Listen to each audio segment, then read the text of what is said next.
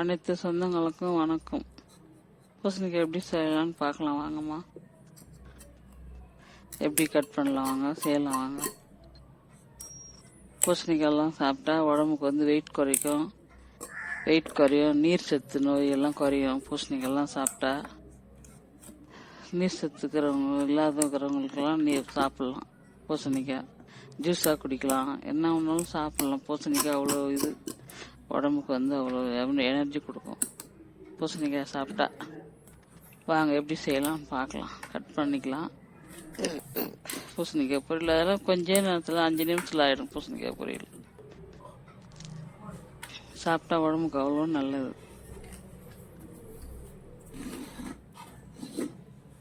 Cut பண்ணிக்கலாம் வாங்க.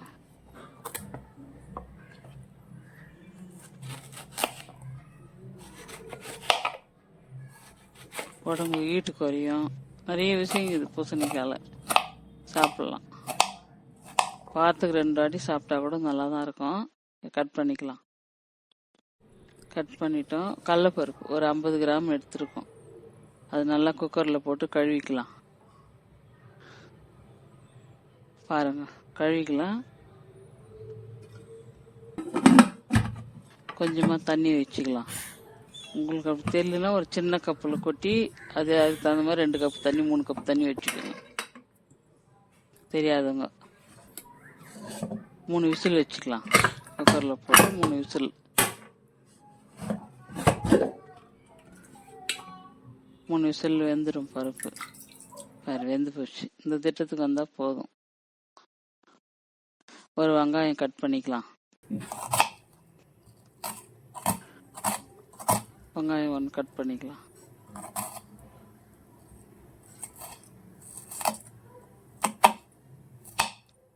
அவ்வளோ நல்லது. எவ்வளோ பூசணிக்காய் சாப்பிட்றோமோ அவ்வளோ உடம்பு நல்லது.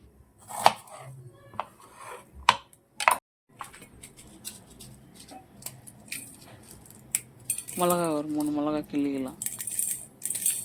காரத்துக்கு தகுந்த மாதிரி உங்களுக்கு எவ்வளோ காரம் தேவையோ அவ்வளோ மிளகா கிள்ளிக்கலாம்.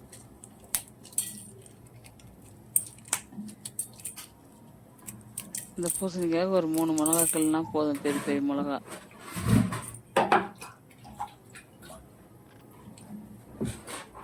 ஒரு வெங்காயம் 3 மிளகா.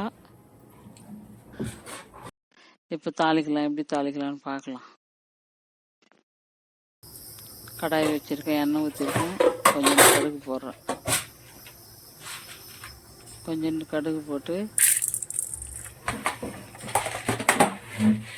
4 உளுந்து போடுறேன். உளுந்து போட்டோம், கடுகும் பொரிட்டோம், உளுந்து சேரட்டும்.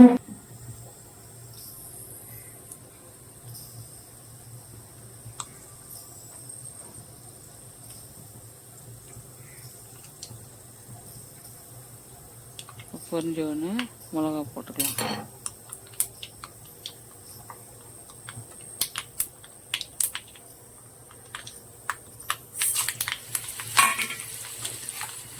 மிளகா போடலாம். மிளகா போட்டு ஒரு கலக்கிட்டு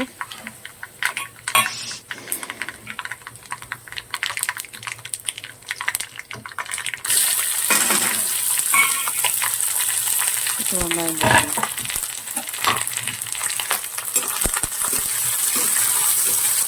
வெங்காயம் போட்டு கலக்கி வைக்கலாம்.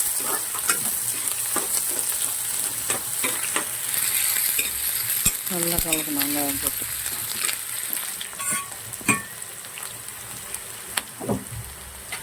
வெங்காயம் நல்லா செவட்டு கொஞ்சம்.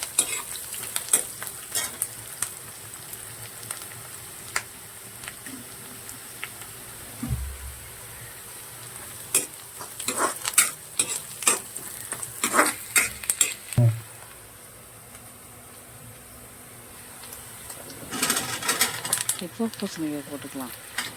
அதை கட் பண்ணி பூசணிக்காய் போட்டுக்கலாம்.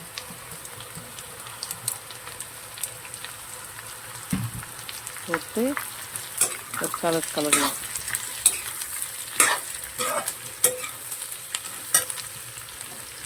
நல்லா கலக்கும். 4 பக்கம் வர மாதிரி நல்லா கலந்துட்டு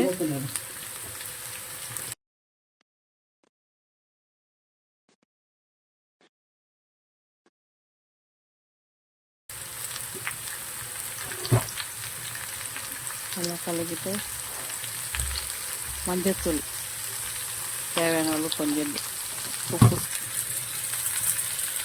போட்டுனா போட்டு அந்த கடலப்பருப்பில் இருக்கிற தண்ணியே போதும். தண்ணியே எதுவுமே ஊற்றக்கூடாது. இப்போ நல்லா ஒரு கலக்கிட்டு சிம்பிள் வச்சிடணும். கேஸ் வந்து சிம்பிள் வச்சுக்கணும். ஃபுல் சிம்பிள் வைக்கக்கூடாது. ஆஃப் சிம்பிள் வச்சுட்டு மூடி போட்டு கலக்கி மூடி போட்டு வைக்கணும். மூடி போட்டோம்னா இப்போ ஒரு வாட்டி கலக்கலாம். நல்லா கலக்கி பார்த்துட்டு எல்லாம் ஒன்று கலக்கிட்டு சிம்பிளே தான் இருக்கணும். ஸ்டவ் எல்லாம் சுத்தமாக அப்படி கலக்கி வச்சுட்டு திருப்பி மூடி போடலாம். கலக்கிட்டோமா திருப்பி மூடி போடலாம். மூடட்டும்.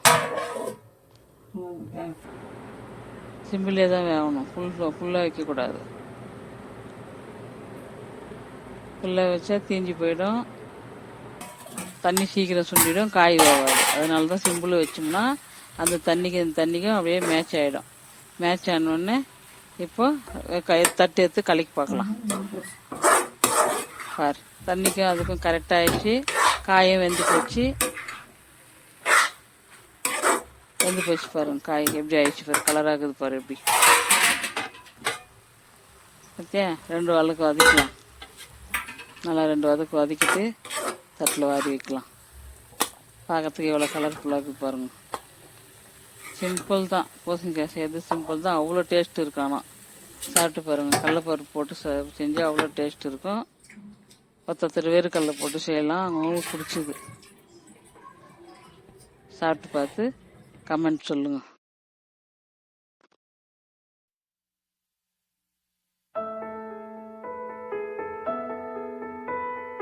லைக் பண்ணுங்க, கமெண்ட் பண்ணுங்க, ஷேர் பண்ணுங்க. சேனல் கிளிக் பண்ணுங்க, பெல் பட்டன் அழுத்துங்க, சர்ப்ரைஸ் கொடுங்க.